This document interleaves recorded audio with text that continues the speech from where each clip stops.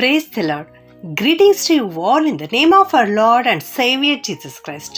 Today's Bible verse, the book of Jeremiah chapter 15 verse 16. When your words came, I ate them.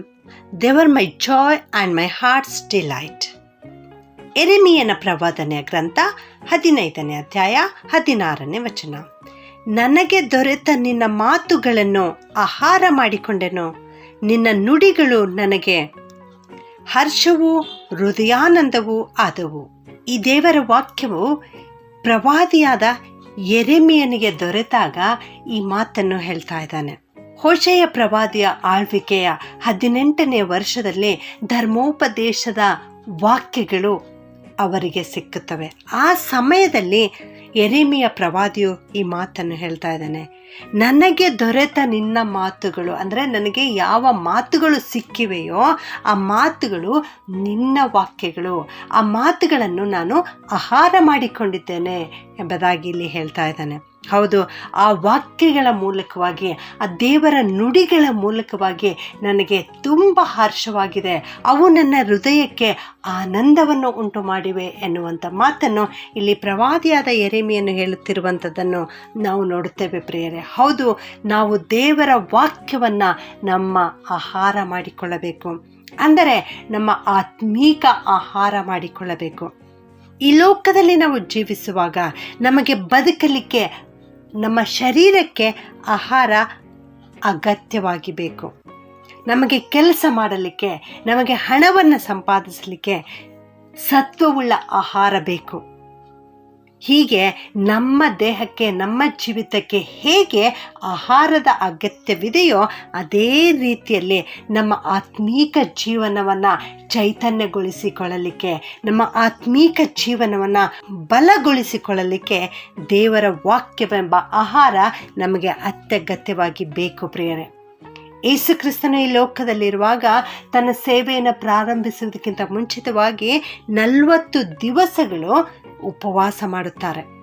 ಆ ಸಮಯದಲ್ಲಿ ಸೈತಾನನು ಯೇಸು ಕ್ರಿಸ್ತನ ಹತ್ತಿರ ಬಂದು ಯೇಸು ಸ್ವಾಮಿಗೆ ಶೋಧಿಸುತ್ತಾನೆ.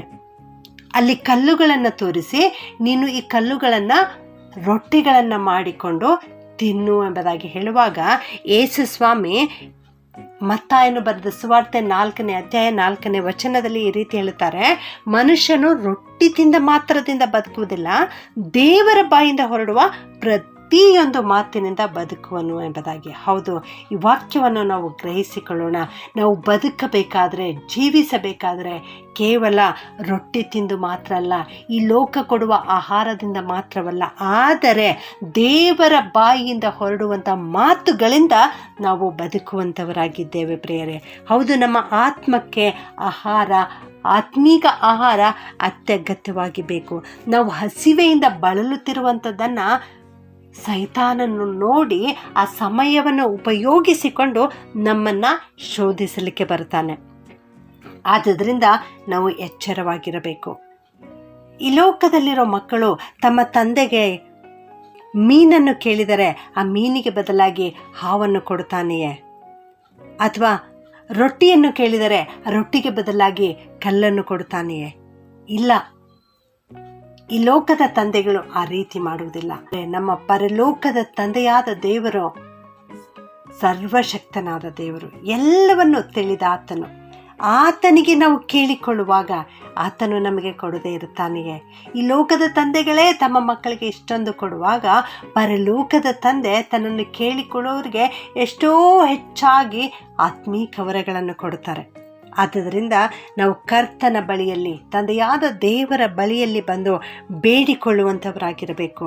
ನಮ್ಮ ಶರೀರಕ್ಕೆ ಹೇಗೆ ಆಹಾರ ಅಗತ್ಯವಿದೆಯೋ ಅದೇ ರೀತಿಯಲ್ಲಿ ನಮ್ಮ ಆತ್ಮಿಕ ಜೀವಿತಕ್ಕೂ, ನಮ್ಮ ಆತ್ಮಕ್ಕೂ ಕೂಡ ಆಹಾರದ ಅಗತ್ಯವಿದೆ. ಆ ಆಹಾರವೇ ಸತ್ಯವೇದದ ವಾಕ್ಯಗಳು.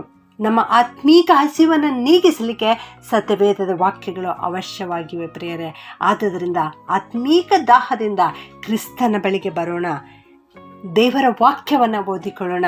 ಯೆರೆಮೀಯನು ಹೇಳುವ ರೀತಿಯಲ್ಲಿ ಆ ವಾಕ್ಯಗಳನ್ನು ನಮ್ಮ ಆಹಾರ ಮಾಡಿಕೊಳ್ಳೋಣ.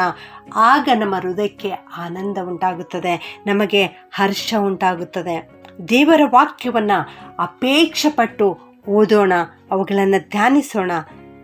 ಆಗ ಪ್ರವಾದಿಯಾದ ಯೆರೆಮೀಯನ ಹಾಗೆ ನಾವು ಕೂಡ ಆತ್ಮೀಕ ಜೀವಿತದಲ್ಲಿ ಬಲಗೊಳ್ಳುತ್ತೇವೆ, ಅವುಗಳನ್ನು ಆಹಾರ ಮಾಡಿಕೊಳ್ಳುತ್ತೇವೆ. ಹೀಗೆ ಮಾಡಲಿಕ್ಕೆ ದೇವರು ನನ್ನನ್ನು ನಿನ್ನನ್ನು ಆಶೀರ್ವಾದ ಮಾಡಿ ನಡೆಸಲಿ. ಪ್ರಾರ್ಥನೆ ಮಾಡಿಕೊಳ್ಳೋಣ. ಪರಿಶುದ್ಧನಾದ ನಮ್ಮ ಪರಲೋಕದ ತಂದೆಯಾದ ದೇವರೇ, ನಿನಗೆ ಸ್ತೋತ್ರ ಉಂಟಾಗಲಿ ಸ್ವಾಮಿ. ಅಂದು ಯೆರೆಮೀಯನು ತನಗೆ ದೊರೆತ ನಿಮ್ಮ ವಾಕ್ಯಗಳನ್ನು ಆಹಾರ ಮಾಡಿಕೊಂಡಿರೋ ಎಂಬುದಾಗಿ ಹೇಳುವ ರೀತಿಯಲ್ಲಿ ದೇವರೇ, ನಾವು ಕೂಡ ನಿಮ್ಮ ವಾಕ್ಯಗಳನ್ನು ನಮ್ಮ ಆಹಾರ ಮಾಡಿಕೊಳ್ಳಲಿಕ್ಕೆ ಕೃಪೆ ಮಾಡು ಸ್ವಾಮಿ. ನಮಗೆ ಸತ್ಯವೇದವನ್ನು ಕೊಟ್ಟಿದ್ದಕ್ಕಾಗಿ ಸ್ತೋತ್ರಪ್ಪ. ದೇವರ ವಾಕ್ಯವನ್ನು ಓದುವುದಕ್ಕೆ ಕೊಟ್ಟಿರುವಂಥ ಅವಕಾಶಕ್ಕಾಗಿ ಸ್ತೋತ್ರ ದೇವರೇ. ನೀನು ಕೊಟ್ಟಿರುವ ಈ ಸ್ವಾತಂತ್ರ್ಯಕ್ಕಾಗಿ ನಿನಗೆ ಸ್ತೋತ್ರ ಸಲ್ಲಿಸ್ತೇವೆ ಸ್ವಾಮಿ. ಈ ಸಮಯವನ್ನು ನಾವು ಸದುಪಯೋಗ ಪಡಿಸಿಕೊಳ್ಳಲಿಕ್ಕೆ ಕೃಪೆ ಮಾಡು ಕರ್ತನೆ. ನಮ್ಮ ಆತ್ಮೀಕ ಜೀವಿತಕ್ಕೆ ದೇವರ ವಾಕ್ಯಗಳನ್ನು ಓದಿ ಧ್ಯಾನಿಸಿ ಆತ್ಮೀಕ ಜೀವಿತವನ್ನು ಅಭಿವೃದ್ಧಿಪಡಿಸಿಕೊಳ್ಳಲಿಕ್ಕೆ ನಮಗೆ ಕೃಪೆ ಮಾಡು. ನಮ್ಮೆಲ್ಲರನ್ನು ನಿನ್ನ ಪರಿಶುದ್ಧಾತ್ಮನಿಂದ ತುಂಬಿಸು ಸ್ವಾಮಿ. ನಿಮ್ಮ ವಾಕ್ಯವನ್ನು ಬೋಧಿಸಿರಿ ಕರ್ತನೆ. ಅವುಗಳನ್ನು ಗ್ರಹಿಸಿಕೊಂಡು ಅವುಗಳನ್ನು ಕೈಕೊಂಡು ನಡೆಯಲಿಕ್ಕೆ ನಮ್ಮೆಲ್ಲರಿಗೆ ಕೃಪೆ ಮಾಡಿ ನಡೆಸಬೇಕಾಗಿ ಈ ಪ್ರಾರ್ಥನೆಯನ್ನು ಯೇಸುವಿನ ನಾಮದಲ್ಲಿ ಪ್ರಾರ್ಥಿಸಿ ಬೇಡುತ್ತೇನೆ ತಂದೆಯೇ. ಆಮೆನ್.